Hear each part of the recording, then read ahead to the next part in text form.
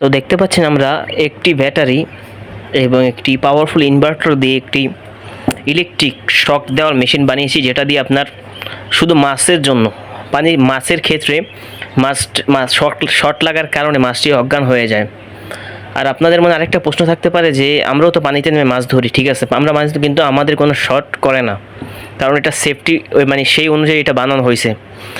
দেখতে পাচ্ছেন। আর আরেকটা কথা, যে যেই মাছগুলো আপনার শর্ট খায় ও মাছগুলো কিন্তু মরে না, মাছগুলো অজ্ঞান হয়ে যায়, মাছগুলো কিছুক্ষণ পর আবার জ্ঞান ফিরে সে জীবিত হয়ে যায়।